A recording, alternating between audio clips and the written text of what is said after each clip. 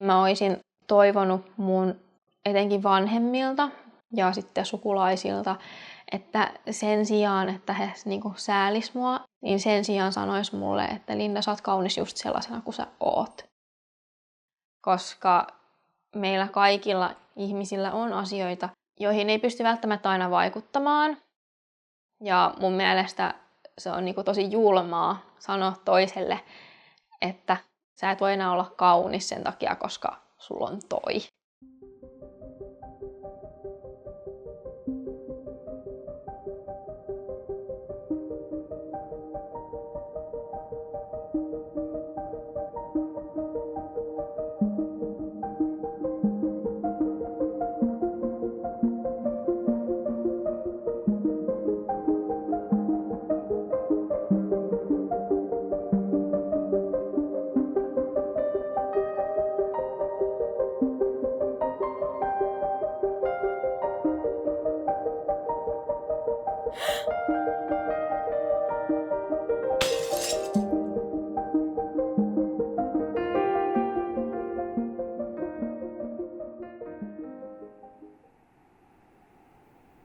Silloin kun mä olin lapsi, niin mä en muistaakseni kokenut, että ulkonäkö olisi ollut mitenkään merkittävässä roolissa.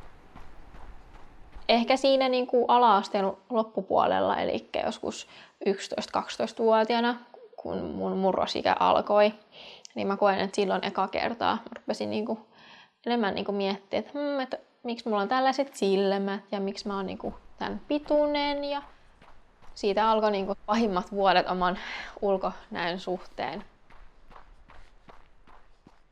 Teinivuosina mä koen, että mun itsetunto ei ollut kauhean hyvä.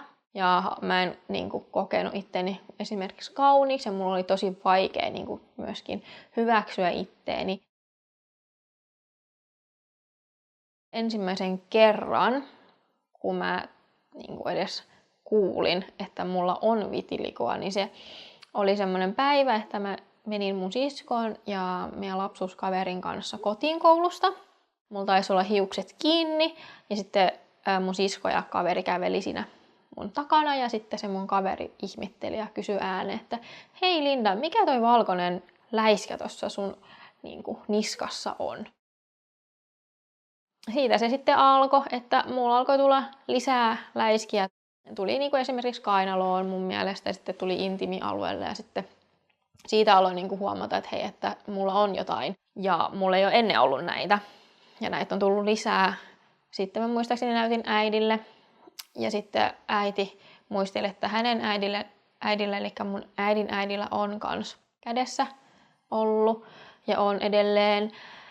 Niin sitten mä itekin muistaakseni sitten niin kävin internetissä googlettamassa, että valkoiset läiskät ja laitoin myös englanniksi jotain white spots on skin ja silloin ekan kerran törmäsin tähän niin kuin vitiligo-sanaan ja suomeksihan se on mun mielestä, olisiko ollut valkopälvi.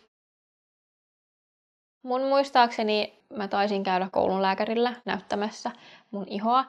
Sieltä sanottiin mulle, että toi taitaa olla vitiligoa ja siihen ei ole mitään hoitoa tai lääkettä, mikä niinku täysin toimii. Silloin mä sit muun muassa sain tietää, että esimerkiksi Michael Jacksonilla on se, niin sitten monesti kaverillekin heitin niinku läppää, että mulla on tää sama tauti kuin Michael Jackson, että me ollaan niinku sen kanssa samiksia. Pelkäsin tosi paljon, että mihin mun tulee niitä uusia läiskiä ja mitä mä sitten teen. Ja oli niinku tosi semmoinen sekava ja lannistunut mieli. Etenkin kun ei pystynyt itse vaikuttaa siihen yhtään mitenkään, että tuleeko niitä läiskiä lisää vai ei. Niin mä monesti ajattelin, että miksi mulle tuli jotain, mitä ei voi parantaa.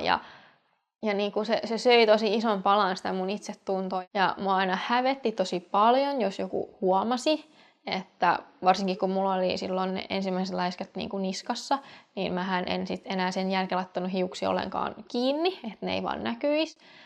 Ja sitten just käytin esimerkiksi vähän pidempiä paitoja, että sitten ei vahingossakaan näy tästä kainalon alueesta. Ja sitten kun ensimmäiset läiskät tuli kasvoille, niin mä muistan, että mä tosi usein yritin piilottaa ne meikillä tai itse ruskettavalla.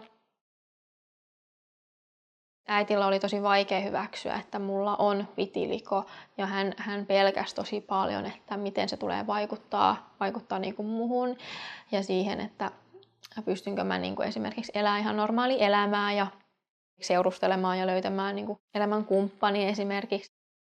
Ja myöskin se, että tämä vitiliko on tullut äidiltä, tai äiti ainakin kokee näin, niin hän tunsi myös syyllisyyttä.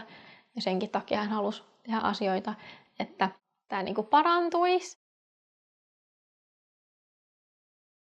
Mä muistan, että esimerkiksi kun me ollaan menty Vietnamiin vaikka isovanhempien luo, niin sitten sedät ja tädit on kans tuntenut ehkä semmoista vähän sääliä, eli monesti sain kuulla sitä, että niin harmi, että Lindalla on toi iho, kun hän on muuten tosi kaunis. Niin se niin kuin, totta kai harmitti. Ja se vähän niin kuin pisti miettimään, että eikö mä nyt oikeasti ole kaunis? Että tekeekö tämä vitiliko musta ruman nyt, kun mulla ei ole samanlainen iho kuin muilla. Ja mä en voi niin kuin samalla tavalla vaikka ruskettua silleen niin kuin tasaisesti, vaan mitä enemmän mä rusketun, niin sitä enemmän se kontrasti on ja sitten ne valkoiset läiskät näkyy enemmän. Se vaikutti tosi paljon siihen, että miten mä niin kuin ajattelen ja suhtaudun itteeni. 5 vuotta sitten, kun vitiliko ei ollut vielä niin kuin tiedetty ja tunnettu juttu, niin mä koen, että silloin ihmiset suhtautui mun vitilikoon oikeastaan vaan katseella. Eli jos mä vaikka kävelin tuolla kadulla kesällä just jossain lyhyemmässä paidassa, niin mä huomasin, että jos joku vaikka näkee mut, niin hänen katseestaan mä niinku huomasin, että hän nyt näkee mun ihon ja jää vähän niinku ihmittelemään sitä. Ja osa niinku kysyi, että miksi sulla on tommoset valkoiset läiskät, että onko sun iho palannut.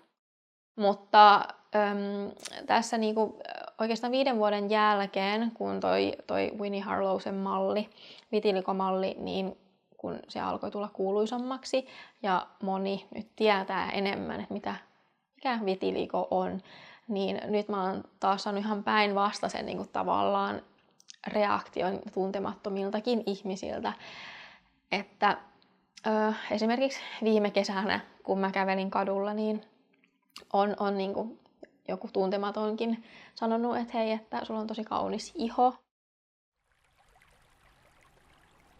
Pelkäsin joskus pienenä, että vaikuttaako nämä vitilikoläiskät jotenkin siihen, että niin kuin mun deittailuelämään ja muutenkin sitten siihen, että koeks mä itteni viehättäväksi ja sillä tavalla, että näkeekö mut niin kuin kauniina ja viehättävänä. 2 vuotta sitten, kun mä olin taas pitkästä aikaa sinkku ja mun iho oli silloin aika samanlainen kuin nyt, eli näitä vitilikoläiskiä on aika paljon ja just näkyvästi, niin kyllä mä muistan, että mä olin miettinyt, että mitäköhän niin toi nyt ajattelee musta, jos mä menen niin treffeille, että kun sen varmasti näkee ja huomaa, että mitenköhän se ottaa sen asian. Tällä hetkellä mä oon tosi sujut itteni kanssa. Et mulla on tosi hyvä olla mun omassa kehossa ja niin kun tunnen itseäni kauniiksi. Mun mielestä tärkeintä on se, että itse hyväksyy itteensä ja itse oppii rakastamaan niin kuin itsensä kaikkineen virheineen. Koska sillä ei ole oikeasti mitään väliä, mitä muut sanoo ja mitä muut on mieltä, jos sä oot se, kuka siellä sun omassa päässäsi haukkuu ittees ja se, kuka ei rakasta ittees. Ja nyt kun katsoo mua, niin mä ehkä kuulostan tosi itsevarmalta, näytän niin kuin itsevarmalta, mutta mä voin sanoa, että siinä on mennyt tosi monta vuotta ja paljon niin kuin itkuja ja semmoisia epävarmoja ajatuksia, että mä oon tässä pisteessä. Mutta sen mä niin kuin voin sanoa, että jokainen pystyy siihen, kun vaan haluaa ja niin kuin antaa tarpeeksi armoa ja aika itselleen, mutta myös niin kuin vaatii itseltään sen, että mä tuun rakastamaan itteeni, mä tuun hyväksymään itteni ja mä oon täysin fine sellaisena kuin mä oon.